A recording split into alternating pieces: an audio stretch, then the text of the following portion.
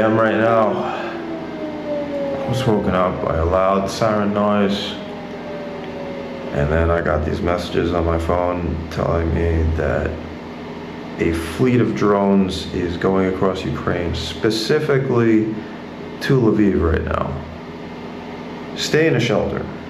You still go drinking even when there's sirens out? No, of course. I gotta ask.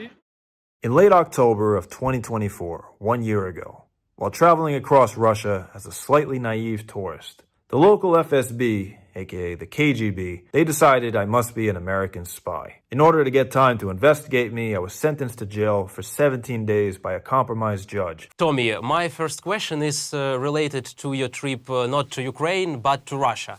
Be honest, are you an American spy? Unfortunately, no, I am not an American spy. I am just a guy that likes to travel, learn languages, and unfortunately, I have a little too much curiosity. So Yeah, actually, for those who doesn't know, during your trip to Russia, Federal Service of Security suspended that you were an American spy. What happened? So to try to sum it up really quickly, I was first arrested near the border with China, and apparently they have this law in Russia saying that you cannot be near the border area without a permit, like a special government permit. But this is not like a very serious law. It's, if you get arrested for this, it's supposed to be you pay the equivalent of a $5 fine, or they can put you in jail for 48 hours. But what happened after that was the FSB got involved, and a few officers in particular decided that I must be a spy or something like that. So they created these fake crimes to keep me in jail for longer. They sent me to prison for 2 weeks. I was there for a total of 17 days, including the initial charge. And I was sentenced for crimes like resisting authority. And in my YouTube video that I made in Russia, I said that Russia had invaded Ukraine, which I guess is just can't tell the truth there. Yeah, actually. So, yeah, go ahead. Yeah. And actually, for those who would like to get some details, they can watch your YouTube video. Yeah, and Tommy, as we have already known, you have attended both countries, Ukraine and Russia, during the big war. And what is the most significant difference have you noticed between these two countries? I mean, people, culture, spirit, etc. That's a good question. What I would say is I was most amazed by the spirit of Ukrainians. I think Ukrainians are literally the bravest people in the world, and I have a lot of respect for them. The fact that Ukrainians can go on living their lives in an almost normal way like any other country in the world, still going to the supermarket, still going to bars, still going to restaurants, when at any moment, a drone could fly over the city, a missile could strike the city. And to me, as an outsider, it felt like such a stressful experience to be there, but Ukrainians have gotten so used to it. I felt that Ukrainians were just standing up for their home. They believed in truth. They believed in democracy. They believed in just, having the freedom to decide their own future. Whereas in Russia, obviously the mentality is a bit different. Russia is under a dictatorship, effectively, where it's increasingly becoming more and more strict, where you cannot even call the current conflict a war. You cannot criticize the president. And I feel like Russians had kind of just gotten used to that. They gotten used to not speaking their mind freely. So in Ukraine, I just felt like, that people were more open to the truth, because the truth was coming at them every day. When I was watching your video from Ukraine, I noticed that you used a lot of Ukrainian words. I also know that you learn Ukrainian. What's your most favorite Ukrainian word and why? Yeah, that's a good question. I wish I could have learned more. It's not the easiest language to learn as an American, but you know, well, Jakuyu more than anything else. I said that a lot. Let me think if I have I'm trying to remember. I remember you used babusia, not babushka, like Yeah, thank you for in reminding me. Russian Yeah, language, but in that our Ukrainian language it sounds like babusia. that is definitely my favorite word. Yeah, once I heard that because that's I think that's like granny, babusia. Yeah, and now like whenever I find like an old lady, I try to use that word instead. I say like, oh, look at this babusia over here. In general, is Ukrainian language is difficult for you?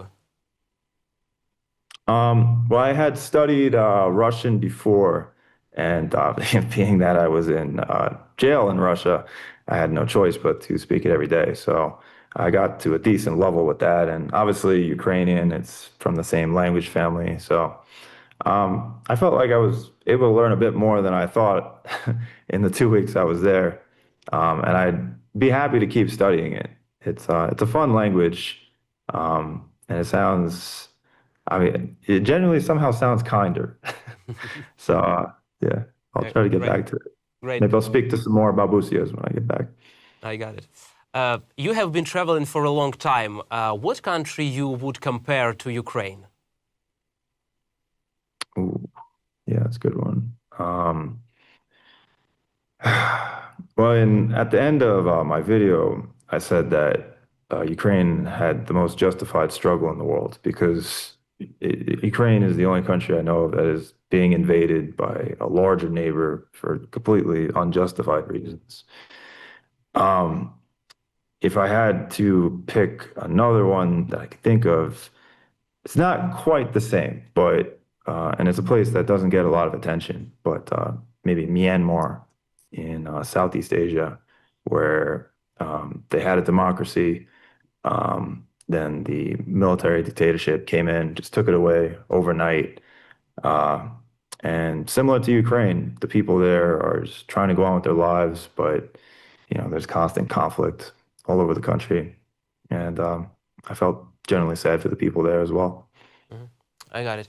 And actually, you have told me about this, but I would like you expand your thought. How did you understand Ukraine and Ukrainians? I mean, what is your perception about the main goal, the main idea of Ukrainian people, or what they struggle for? Your opinion? I think the main struggle is very clear and very understandable.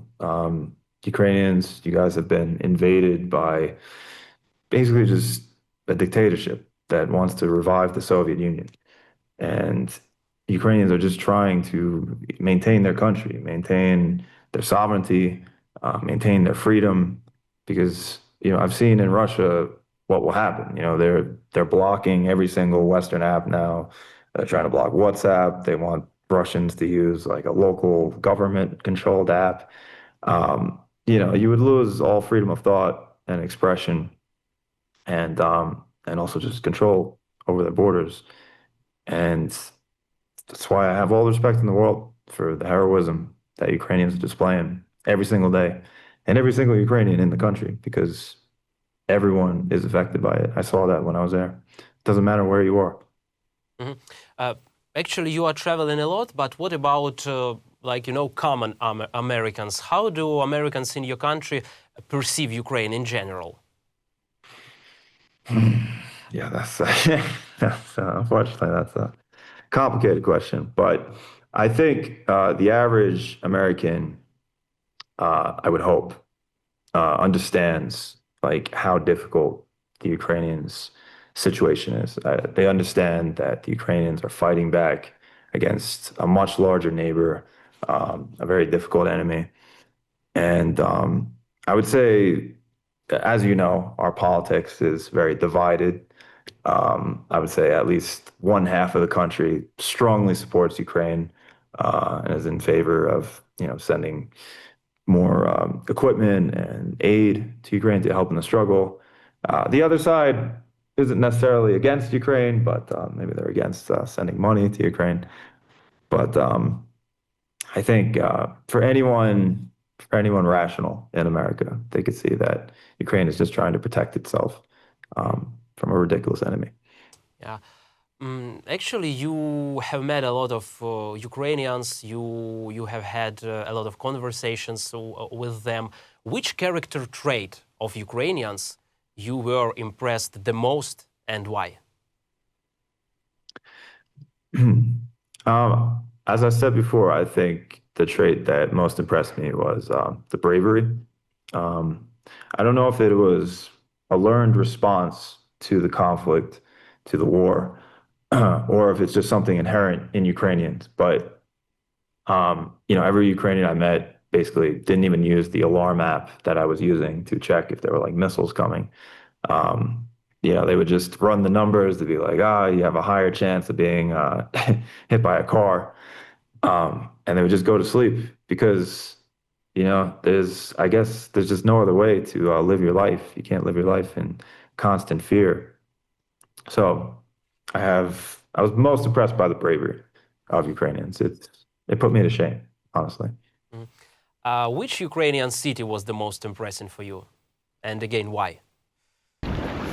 Як справи? Никак. It's a tough question. Yeah, I was really, really surprised by the cities in Ukraine because I've been to other former Soviet Union countries like Belarus, for example. Ukraine just has a wide variety of like interesting cities with different histories. Like Lviv is absolutely beautiful. Odessa also absolutely beautiful. So much history in these two cities. And then Kiev as well.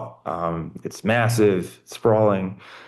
There's so much going on. There's like a historical area. There's an area that I guess was more influenced by the Soviet Union era. But if I had to pick one city that was my favorite, maybe it's because of what I went through there, but maybe Lviv. Because it's the one city where I got to hang out, go out at night. And I went through a struggle there. I felt what you guys were experiencing there. Yeah, and actually, I would like to ask you, didn't you want to go on the frontline cities as Kherson or Kharkiv? I did. I went to Ukraine as part of a wider trip that I'm doing through Europe and the Middle East. So I was a little bit short on time. But if I can, I do want to come back to Ukraine. I think I'm brave enough now to go to the more frontline cities, see what's going on. I know that in those areas, the attacks are daily, and now that I have a better understanding of what life is like there, I would like to see how much more intense it is. So maybe next year, within maybe early next year, I can come back. Okay, we are waiting for you. And I would like to ask you one more interesting question. Is for me, what dish did you like the most in Ukraine and why? I'll finally eat some Ukrainian food. This is a Ukrainian dish, borscht. Still don't know if I'm eating this properly, but it is good. No, it's got to be chicken Kyiv. Chicken Like Kyiv. that's obviously the best one, of course. Although what are the pancakes called? I forgot. I'm a little bit slow today, but the pancakes are also really good. And borscht, which I now know is a Ukrainian dish. So borscht number one, best borscht in the world. Okay, I got it. Which moment was the scariest during the trip? Scariest moment. Well, as someone visiting for the first time, there was definitely more than one. Um, if I had to pick one moment, probably being in Lviv. Even though because I was not used to being woken up by an alarm. And then to receive that message at like 3 o'clock in the morning, 4 o'clock in the morning, and then you start reading the messages about how like there's like 1,000 drones kind of coming towards the city. And like my brain just couldn't process that at the moment. So I just, even though I went down to the shelter, I knew that, it's not completely safe. It's if it actually got hit by a missile or something, but I just had the hope that, everything would be all right. And then to see the damage the following day and everything, and it just, it was very nerve-wracking. And the last question, which comment below your video was the really catchy for you and really touchy for you? Which comment? I remember there's a Ukrainian soldier who's literally on the front lines right now, and he said he was watching the video, and he just, really was happy that like I was trying to show what was going on in your country and explain to the outside world. And he said like he hopes to go to New York someday. So I told him, he's gonna survive, he's gonna win, and I'm gonna buy him a beer in New York when he finally makes it over there. Sounds great. Sounds great. Tommy, thank you very much for this conversation. Thank you for visiting Ukraine. Thank you for telling about Ukraine for the world. And have a good day. Bye. Thank you for having me. You too.